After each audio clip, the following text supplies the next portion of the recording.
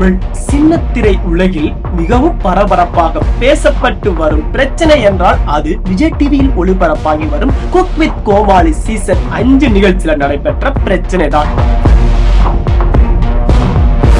இந்த நிகழ்ச்சியில தொகுப்பாளினியாக இருந்த மணிமேகலைக்கும் குக்காக இருந்த பிரியங்காவிற்கும் ஏற்பட்ட கருத்து வேறுபாடு பெரும் பிரச்சனையாக உருவெடுத்து நிகழ்ச்சியில் இருந்து மணிமேகலை வெளியேறும் அளவிற்கு பஞ்சாயத்து முற்றியது. அதன் பின்னர் மணிமேகலை தரப்பில் அறிக்கை, அதைத் தொடர்ந்து வீடியோ என பிரச்சனை நாளுக்கு நாள் அதிகரித்தது. இந்த நிலையில இந்த விவகாரம் தொடர்பாக குக் வித் கோமாளி நிகழ்ச்சியில் கோமாளியாக உள்ள குரேசி வீடியோ வெளியிட்டுள்ளார்.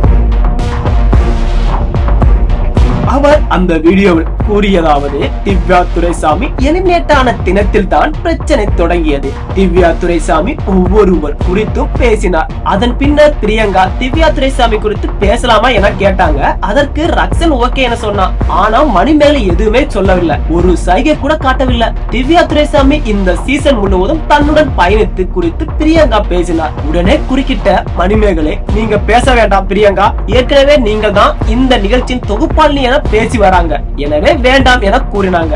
மணிமேகலை இப்படி கூறியது அனைவருக்கும் அதிர்ச்சியாக இருந்தது. ஒரு குடும்பமாக இருக்கும் இடத்துல ஏன் இப்படி நடந்து கொள்ள வேண்டும் என அனைவருக்கும் அதிர்ச்சியாக இருந்தது.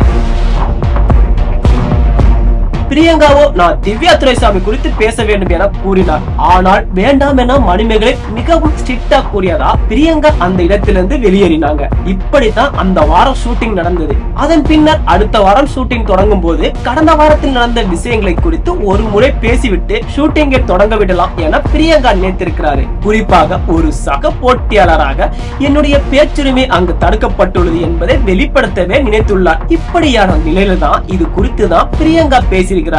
ஆனா மணிமேகலை அதனை ஏற்கவில்லை. நான் பிச்சை எடுத்தாலும் பரவாயில்ல, என்னால் அப்படி செய்யவே முடியாது என கூறிவிட்டு கேரவனுக்கு சென்று விட்டாங்க. கிட்டத்தட்ட 2 மணி நேரம் ஷூட்டிங்கே நடக்கவில்லை. நான் அங்கு இருந்த வரையில், நான் விசாரித்த வரையிலும் மேனேஜ்மெண்டோ பிரியங்காவோ யாருமே மன்னிப்பு கேட்க சொல்லவே இல்லை. மணிமேகலை சுயமரியாதை எனும் விஷயத்தை இங்கு எடுத்து வருகின்றார். இங்கு அனைவருக்கும் சுயமரியாதை உள்ளது. பிரியங்காவை பேச அனுமதித்திருக்கலாம். உங்கள் இருவருக்கும் பிரச்சனை இருக்கிறது என்றால் அதனை அவரிடம் தனியாக பேசியிருக்கலாம். ஆனால் அப்படி எதுவும் செய்யவில்லை. தனியாக பேசியிருந்தால் பிரியங்காவும் இந்த விஷயத்தை வேறு விதமாக அணுகியிருக்க கூடும்.